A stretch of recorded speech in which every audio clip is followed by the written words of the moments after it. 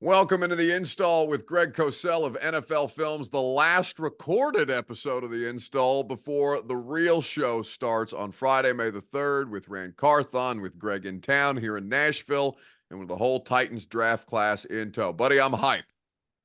Oh, I got to tell you, you know what I've been doing. I mean, I've been grinding and grinding and grinding. I'm I know probably I got up to to. check on you every once in a while, a little I know, wellness, I know. wellness check for you. Yeah, yeah.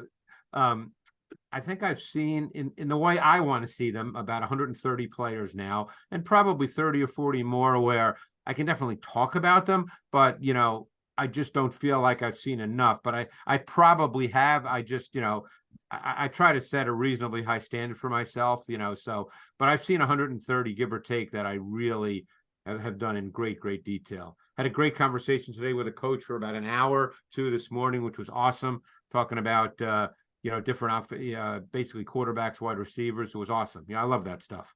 Yeah, and this is an offensively gifted draft class for sure, Greg. You don't need to watch all of them to know that. The most offensive players that's ever been picked in a first round, we're taping this, of course, on Wednesday before Thursday night's first round. And, of course, the entire draft class we will recap on May the 3rd with Rand Carthon in tow, which I know he's looking forward to. Talked to him about that I am yesterday. super excited about that book. Super excited Absolutely. about it. Absolutely. But just the general, we talk about, depth at positions every year, Greg. The wide receivers, it seems this is an annual discussion, though this is a particularly talented group. Just the depth of teams in need of offensive, not just firepower, but foundational pieces. This is really a draft that a lot of teams can use to get right. Yeah, because it's a draft that is really deep with receivers and offensive linemen, particularly offensive tackles. And again, now you get into what's the balance between getting really good skill position players and having a really good O line. Now, you don't need the best O line in football, obviously, but you cannot have a pass game if you can't protect, as I'm sure we all know too well in Nashville that that's the case. But there's a balance there, and then you have to decide when you draft, and it's particularly, I think, pertinent and relevant for the draft for Tennessee, because a number of mocks, whatever they mean, but there are people we respect that do these mocks. Many have Joe Alt going number 7 to Tennessee. What I think of Joe Alt is not the issue here. I like him. I don't love him. I personally do not see him as a top 10 pick, but that's a question for that maybe we'll have to deal with on May 3rd. Maybe we won't have to deal with on May 3rd. But the point being that you have to decide, do you take that offensive tackle at 7, or if it turns out that one of those receivers, the top 3, they're at 7, those are 3 pretty good receivers. I don't know who's in next year's draft. I can't start thinking ahead like that, but teams do. Yeah. And, people might say, well, they don't need a receiver. Well, they might not need one as you and I are discussing this today, but DeAndre Hopkins is an older receiver. He only has 1 year left on his deal. You have to start thinking ahead. That's what teams do. And the good ones do it really well, is they know how things are going to play out a year or two down the road. And that's always, I don't want to say there's tension, because it depends on the individuals involved, but that's always the conversation between head coaches and GMs, because the head coach, all he wants to do is win on Sunday. I mean, that's his job. His job is to win on Sunday. The GM has to think about building a team so that many Sundays you can win, not just that Sunday. And it's a, sometimes that's a tough deal. Yeah, and I think that football fans can have blinders about that a little bit for the same reasons that coaches do, right? They're focused on the objective of winning the next game. That's the thing that's most important to them. Which is And what they should be focused on. absolutely. Absolutely. But that is a well-articulated point about the job of the general manager, because as we said, we know that the Titans need a left tackle as soon as humanly possible. But if it is not the left tackle solution for not just this year, but in a perfect world, if you're picking one in the top 7 that way, the idea of a 6 to 8 year, potentially decade long left tackle solution that you're trying to find, that's the way that general managers and talent evaluators will judge these players, not just about the need and the issues at hand right at that particular moment in time. Because, Greg, to your point, about the Titans and wide receivers. I appreciate Calvin Ridley telling me that he's got the body of a 25-year-old, but he's also 29. Now he's on a 4-year deal. He's got more contract years left than Hopkins does, but those are both up there in terms of wide receiver age and, whatever Treylon Burks' future might be. And we don't know that. The thing is, we don't even know what he is.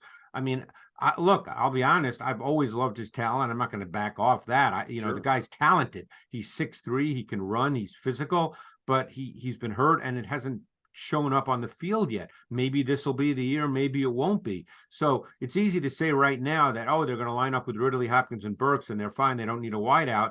But there's some questions there, and there's certainly questions as you look ahead. Absolutely. So let's start there, because you mentioned that you don't think that Alt is necessarily a top 10 pick by your evaluation, but that the Titans should, if one of the 3 wide receivers that we talk about, either Marvin Harrison Jr., Rome Odunze, or Malik Neighbors are there, that you think it would be in their best interest to go in that particular direction if all things are equal and all of those players are available to be picked. As you know, I don't necessarily do a board per se, but obviously I have thoughts about who I think are better players than others. I mean, I just don't write it all down on, as if I'm doing a board, you know. And I think that all 3 of those receivers are better prospects overall than Joe Alt.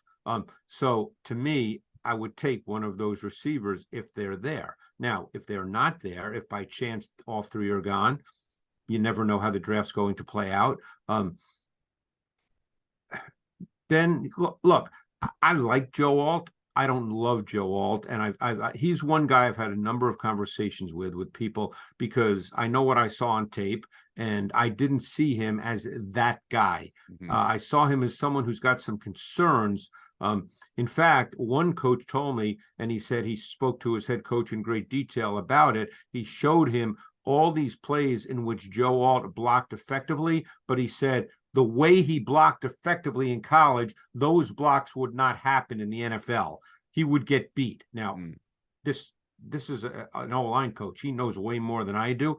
Doesn't mean he's right or wrong. He's just a guy who's been doing it a long time, so he certainly has a foundation of knowledge. Now, Joe Alt might be the guy. None of us know any of this for sure. Right. There's so many variables. Someone asked me today about, why is quarterback evaluation so bad? And I said, that's really not the right question. I said, it's not bad. These guys know what they're doing. They work 16 hours a day going over all this stuff. I said, there's just way too many variables to make quarterback evaluation a mathematical equation like 2 and 2 is 4. There's way too many variables. They're not wrong in how they see the player, but there's so many other factors that are unknowns that you just, you don't know that. And there's the projection part. No matter how good the SEC might be in college football, it's still not the NFL. There's a pretty significant jump in talent and how the game is played. So, we'll see. I mean, the other factor I think about with the Titans, very specific to the Titans, is Bill Callahan. I'm not saying you wait till the 6th round to draft an offensive lineman, but my guess is there's probably a number of offensive tackles in this draft that Bill Callahan feels really good about, that he can work with, and he believes that he can turn into quality offensive tackles. They don't have to be Joe Thomas or Walter Jones or Jonathan Ogden or Orlando Pace. They don't have to be those guys. So that's the factor that we don't know about, Buck. I'm sure Bill Callahan feels that way, and we don't know. You or I are not in their meeting rooms, in their conversations about how they're talking about this. No, but what I do know is that he is heavily involved. Bill Callahan is in the pre-draft preparation. The scouts have been raving about him. He should be. He's been coaching forever, and he's really smart. Yeah. I got to meet Bill for the first time in his first year with the Eagles, which I believe was 96. And on that, there was a Ray Rhodes staff in Philly. And believe it or not, on that staff was Bill Callahan, Sean Payton, and John Gruden. Pretty good. Yeah. Pretty good tree. Yeah. So the offensive line depth is there. We've talked about tackles. We've talked about interior offensive line before, Greg, and I want to throw another variable at you because Brock Bowers, we did not do a tight end positional preview the way that we did for a lot of other positions. Another guy that if he's sitting there, and he will be sitting there, in my view, I could be dead wrong, You know, there are certain teams like with the Chargers at 5, who knows? But he's another guy. I mean, if he, like, I would take him before I would take Joe Alt as well. But again, that is my personal opinion based on film study. Well, and then let's talk about him because we haven't yet broken him down from a film perspective. He's such a unique player. He's not a tight end. He's a playmaker in this class. The rest of them are tight ends, and Brock Bowers can be deployed in a variety of different ways. How he'll be utilized by whichever NFL club decides to pick him is going to be interesting. But Yep. what did you like about what you saw on tape, and what was kind of the evaluation from your standpoint? There was nothing not to like. And by the way, while you were speaking, I thought of Brad Holmes, the Lions GM last year, talking about Jamar Gibbs, saying he's a weapon, and that's what Brock Bowers is. He's a weapon. I really don't think he has a negative trait, to be honest with you. I mean, that doesn't mean he can't improve things. You know, there's a difference there. You know, and from what I've heard about the kid, he'll take that approach. Right. But it's not as if, oh man, he can't do that. You know, I mean, Bowers to me. So much stood out that it was difficult to focus on one particular trait, you know, where you went, oh yeah, that's the one thing he does great. He does a lot of things great. I mean, he's got really strong but very soft hands. He catches almost everything away from his frame. And what he does exceptionally well, and I'm not sure a lot of people think about this, is he seamlessly transitions to run after catch after he catches the ball. So there's no hitch in his giddy up, as it were. He just catches the ball, and all of a sudden it seems as if he's at top speed. And he's got unbelievable balance in the open field. He's got strength in the open field. He's elusive. He's got burst. He's got speed. He can take it to the house. I mean, he's a weapon. He's a home run hitter. He just has really high level traits. So, you know, but again, he is theoretically a tight end. So when you draft him, you have to decide exactly how you're going to deploy him in the context of your offense. I'm curious, Greg, because you do spend so much time talking to coaches, and tight end is not necessarily regarded as a premium position, but this is different. This is a premium player at maybe. It is for the team that won the Super Bowl the last 2 years. Well, that's my point, because the tight end is such a viable weapon in a lot of different offenses, but sometimes we see these guys, and it's not just exclusive to first round tight ends, though the first round tight ends have had trouble getting that level of production and consistency. You see a lot of guys, you know, play out their rookie deals, take a 1-year deal elsewhere, and then find ways to produce as veteran players. And I wonder, have you had much discussions with people in the league about just generally the state of tight ends and why it might be harder for them to break through?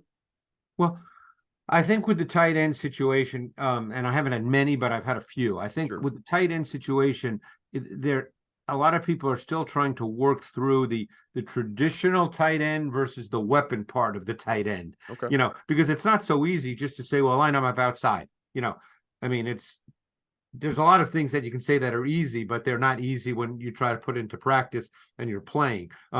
So, you know, that's something you've got to kind of have a plan in your own mind, and that plan can change obviously when you get to OTAs, mini camp, training camp, the whole deal. But you know, if you're going to draft Brock Bowers, if they decide, and again, let's say Brock Bowers is this, just for, you know, fun and games, is the second best player on their board, you know, which he could well be. I mean, he's in this draft, hell great yes, prospect, you know. And you get to 7 and you say, you know what, we're going to take Brock Bowers. You're taking him in your mind, the coach's mind in particular, the coordinators, you know, the receivers coach, the tight end coach, you know, the whole deal of here's how we see him in the offense that we're going to run. And you have to know that. You can't just draft him and then try to figure it out just because he's a great player. You have to have some kind of idea of how he fits into what you want to do.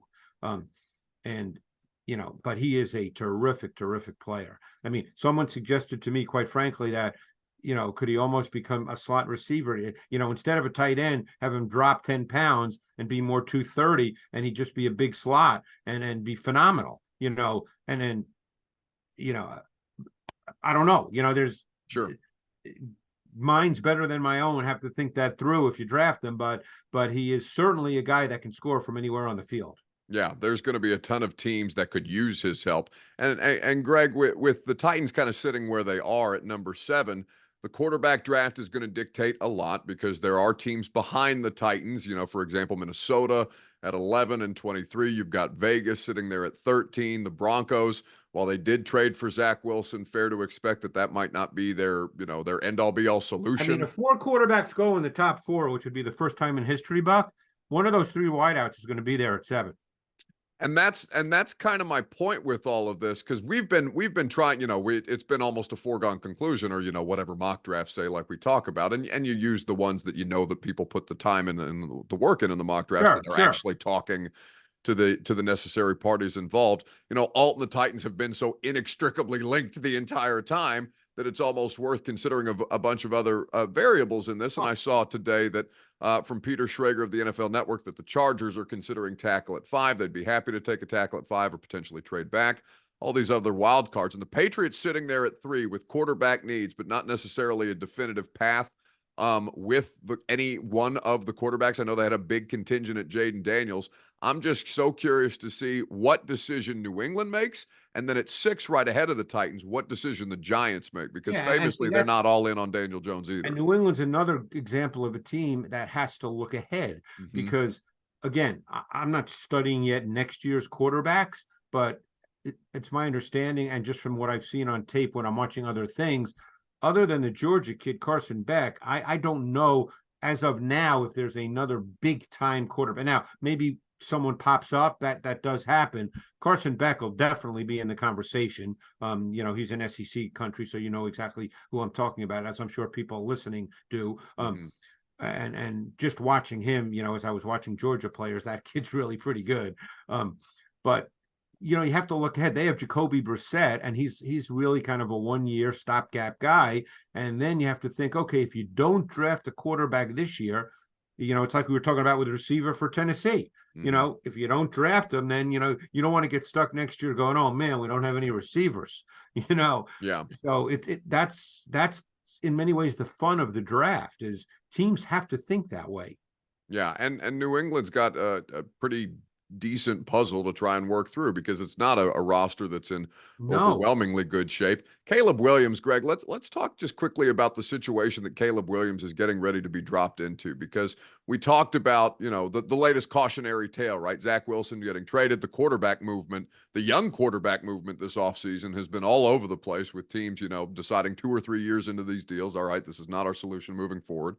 Let's try and, salvage what we can for them as far as compensation goes. But Caleb Williams is landing in a particularly good spot, assuming that things, hold serve, that he ends up with the Chicago Bears. That's not the norm for these top overall picks at quarterbacks, as you and I have discussed year after year.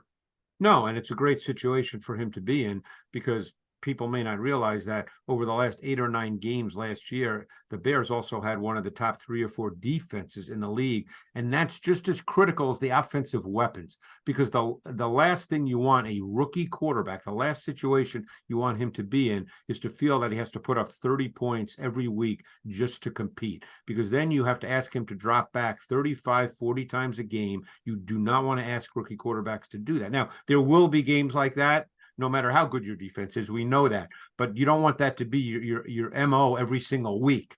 That's just too hard for a young quarterback. So no, he's being placed in a very, very good situation, and they do have weapons as well. So, and plus they have the 9th pick in the draft. So again, if you believe what you read, it seems like there's going to be a trade with everybody's going to trade after the 4th pick, that, which of course is not going to happen, but we don't know how it's all going to play out. So, no, but Caleb Williams will be going into a really good situation. But look, you just have to be careful with all that. I mean, this is no knock on Trevor Lawrence, but I think after 3 years in the league, no one would use the word generational. And that's the word that was used when he came out. Let's let these guys develop. It's a big step up. Hey, I've worked for the National Football League. This will be my 45th season. The league is better when there's great young quarterbacks. I hope they all make it, but you and I both know that the guys being talked about of the top 6, all 6 are not going to be all pros. History tells us that's not going to be the case. Yeah, generally about a 40% hit rate on the first round quarterbacks, which, considering everything, is pretty good. And people will probably hear that number and be like, what the hell, only 40%? But no, for so many other reasons, as you mentioned earlier, Greg, it's impossible to much more accurately forecast exactly how this stuff is going to play out around the young quarterbacks. And that kind of brings me back around to the Titans with Levis, because you mentioned the importance of a good defense. The Titans have tried to put back together their defense. They've been in a lot of free agent conversations, and not just trying to acquire the services of L'Jarius Sneed, which they did via trade, but they wanted to keep Azeez Al-Shaair and Danico Autry, and they were outbid by the Texans on both of them. It's left them with some pretty glaring holes on the defensive side of the ball. They have a need at safety that Kevin Byard vacancy still really yet to be replaced. They do have Elijah Molden. He's heading into a contract year, but I don't think anybody's looking at that as a long-term solution alongside Amani Hooker. The needs on the defensive side of the ball, it feels like Titans fans are just so ready to talk about scoring points and linemen and receivers and all this, that this discussion has kind of veered away from that defense, because that's always been something here in Tennessee that you could kind of hang your hat on. And I don't know right now, even though I respect Jeff Simmons, Harold Landry, and L'Jarius Sneed and Amani Hooker as some of the top talents on that, they're pretty razor thin right now. Yeah, and that's the other factor. I mean, they have to come out of this draft with some defensive players. Right. I'm not sure there's someone at 7 I would take on defense, quite honestly. So I don't think that's the spot to take a defensive player. But you've got to get some defensive players in this draft. And look, the other reality that people have to understand is the further you go in rounds, the more flaws and deficiencies a player has on tape. Okay, that doesn't mean he can't become a good pro. We've seen that many times, but there's reasons why guys get drafted in the first round versus guys getting drafted in the 4th or 5th round. Now, L'Jarius Sneed was a 4th round pick, and he's turned out to be one of the probably top 5 corners in the league. And that happens, no question. But when he came out of, I guess it was Louisiana Tech, if I'm not mistaken, hey, I'm sure there were people who liked him. I remember doing him, and I did like him, but I didn't say, oh man, this guy should be a top 20 pick. And he's turned out to be great. I mean, these things do happen, but they do need to come out of this draft with some defensive players. Although I will say this, I think in today's NFL, they did the right thing conceptually with signing 2 corners, because I think the corner position in some ways has superseded edge pass rushers in importance in the way the game is being played now. And Sneed in particular, because he is a physical, competitive press corner, and you need to be able to disrupt receivers more so in the way the game is now being played than quarterbacks in normal situations, because there's so much quick game, 3-step, quick 5-step, ball is out.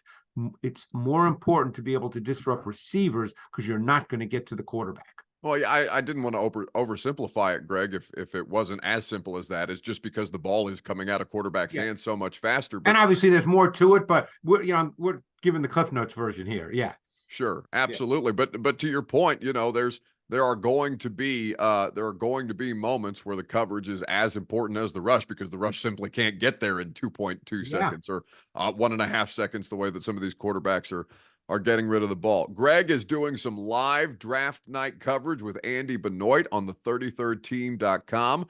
If you want to get insights and analysis for the first 15 picks, you can get Greg's analysis with Andy, who we've had Andy on the radio show. He does a great job, Greg. I know that you have a lot of respect for him and his football acumen, so I'm looking forward to seeing the analysis that you guys put together on the 33rdteam.com. And the next time you and I get together, my friend, it will be in front of 300 of your closest friends with Rand Garthon at the Analog Room of the Hut Hotel. I'd sell you guys more tickets. I got no more tickets to sell. I told you if you didn't get your tickets in time that we were gonna sell this thing out. I don't know if nobody believed me or not, but they went real quick after we announced Rand, Greg. Well, yeah, that just shows you, that Rand is probably the big time star here. I'm just showing up, Buck. All I asked for is the bigger dressing room. That's all I asked for. Right. The rest. Are you bringing your entourage, Buck? Yeah. I'll have a full just for my ego, Greg. Just because I know I'm third on the billing. Just a little something for me and my mental health. In what room will the starlets be, Buck? the next dressing room down. Yeah. Well, Greg, I'm so excited to have you in town. Have a great draft, buddy. I know that you're not done with your draft prep yet, even though we are on the doorstep on draft night eve. These are always such fun podcasts to do with you, and I know the audience has really appreciated the analysis ahead of time, but I know the thing that they really want is what we're going to give them on May the 3rd. I cannot wait for that. That was so much fun last year, wasn't it? Just with all, because none of us knew what to expect. It was the first time the station did it, and how engaged were those fans? It was unbelievably great. No, we do it for the fans, absolutely, and we appreciate how much you guys seem to enjoy it. So when next we get together, it'll be May the 3rd in the Hutton Hotel in the Analog Room. And Greg, in the meantime, bud, I'll see you soon. All right, Buck. Thanks, my man.